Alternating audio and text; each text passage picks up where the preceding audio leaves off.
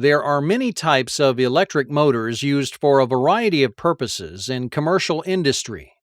One critical task that must be performed prior to installing a motor is determining the motor's correct rotational direction. If a motor is required to rotate in a specific direction, it will have a direction arrow prominently displayed on the frame. But with few exceptions, most three-phase motors are made with symmetrical parts so the motor can rotate in either direction. Since these multi-directional motors are equally efficient in either direction, there's no standard direction of rotation. Therefore, when a three-phase motor is first connected, it may run in either direction, and technicians must be careful to install it properly. While the motor itself can run in either direction without harm, the components that the motor drives may be unidirectional. For instance, running a pump in the wrong direction may cause damage due to cavitation or expulsion of the shaft seal. If the motor's rotation is incorrect for the required application, it can be reversed by simply interchanging the connections to any two of the three power wires.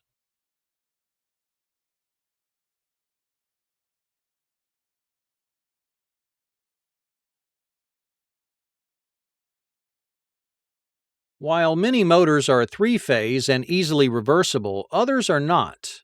For non-reversible motors, you must be very careful to check and double-check that the correct rotation is specified. Unfortunately, many vendors don't make it easy since the specifications of clockwise and counterclockwise depend upon the direction from which you view the motor. In general, for most electric motors, rotation is specified as clockwise or counterclockwise when viewed from the opposite end of the shaft. This is sometimes called the lead end since the electrical wires or leads typically connect on this end. By contrast, the rotational direction for hydraulic pumps is specified as clockwise or counterclockwise rotation when viewed from the shaft end. Manufacturers use different descriptions to label both motors and pumps. Some standard labeling conventions are shown here. If a motor or pump is not labeled on the frame, consult the manufacturer for specifications.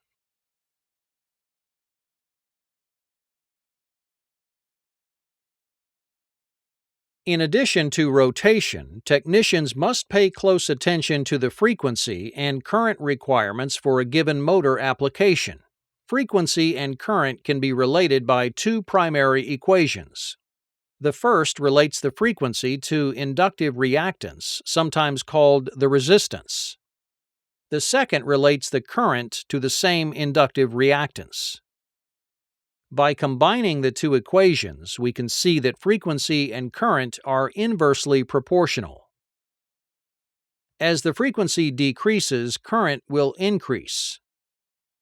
Motors are frequency sensitive, which means that frequency changes can cause speed changes within the motor. If frequency decreases significantly, the motor may experience a large increase in current, which can cause motor components to overheat.